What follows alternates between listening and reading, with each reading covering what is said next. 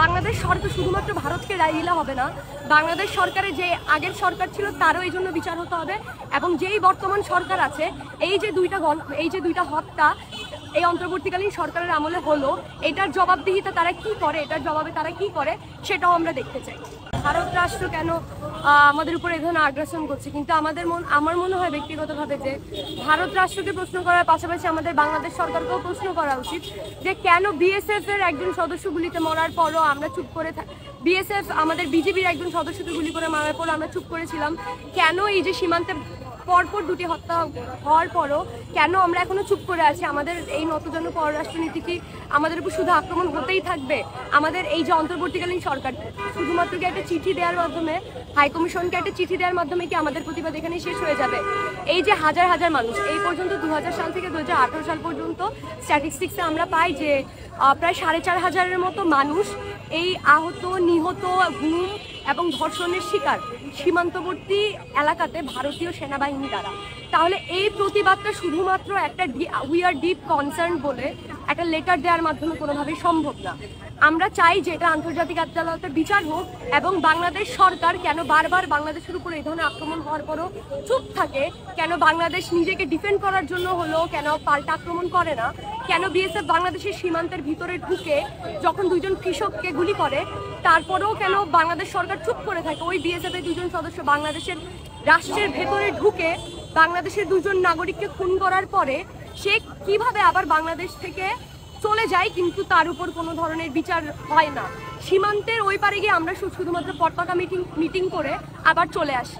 বাংলাদেশ সরকার শুধুমাত্র ভারতকে দায়ী দিলে হবে না, বাংলাদেশ সরকারের যে আগের সরকার ছিল তারও এই জন্য বিচার হতে হবে এবং যেই বর্তমান সরকার আছে এই যে দুইটা হত্যা এই অন্তর্বর্তীকালীন সরকারের আমলে হলো, এটার জবাবদিহিতা তারা কি করে, এটার জবাবে তারা কি করে সেটাও আমরা দেখতে চাই। আমরা সেই অর্থে গত 15-15.5 বছরে কিছুই দেখি নাই, বরং এটাকে আড়াল করার চেষ্টা করা হয়েছে বিভিন্নভাবে এবং প্রাইম মিনিস্টার নিজেই বলতেন যে আমরা এমন দেওয়া দিয়েছি, এত কিছু দিয়েছি যেন ওরা সারা জীবন মনে রাখবে। আরেকটি কথা হচ্ছে এই সরকারের বৈষম্য বিরোধী ছাত্র আন্দোলনের ফলেই তো এটা হলো, যে ছাত্র জনতার অভ্যুত্থানের মাধ্যমে হয়েছে। এদের কাছ থেকে আমরা সেই শক্তি কথাটা পাচ্ছি না। আপনারা কি হতাশ? সময় তো অনেক হচ্ছে। আচ্ছা, এই যে স্বৈরাচারী হাসিনা সরকার যেভাবে বারবার বলছে ভারতকে অনেক দিয়েছে, ভারতকে কেন দিবে? এটা তো হচ্ছে পারিবারিক কোনো সম্পর্ক না, যে বা এটা যৌতুকের সম্পর্ক না ভারতের সাথে, যে বাংলাদেশ আমরা কন্যারা যেভাবে কোনো দায়গ্রস্ত পিতা যেভাবে বারবার যৌতুক দিতেই থাকে, বাংলাদেশে এভাবে ভারতকে সেই কন্যা দায়গ্রস্ত পিতাকে মুক্তি দেওয়ার মতো বাংলাদেশকে 71 সালে যে মুক্তিতে সহায়তা করেছিল সেটার জন্য বাংলাদেশ আজীবন সেই যৌতুক মিটাতেই থাকবে।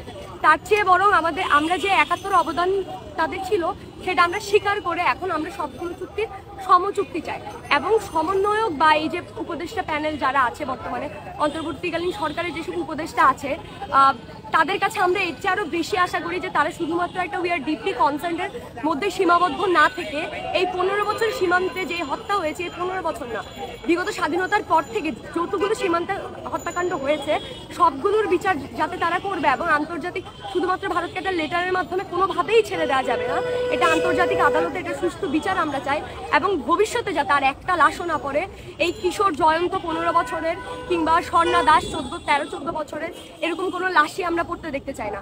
চোরাচালানকারী যারা বর্ডার ক্রস করে তাদেরকে আইনানুগভাবে শাস্তি দেওয়া হবে। এভাবে শুটের সাইট নীতিতে ভারত সরকার কোনোভাবেই বাংলাদেশের একটা নাগরিকের উপর গুলি চালানোর এখতিয়ার তার নেই। বাংলাদেশ রাষ্ট্র এই আক্রমণকে বাংলাদেশ রাষ্ট্রের সার্বভৌমত্ব উপর আক্রমণ বলে বুঝতে হবে এবং সেটা গণ্য করতে হবে।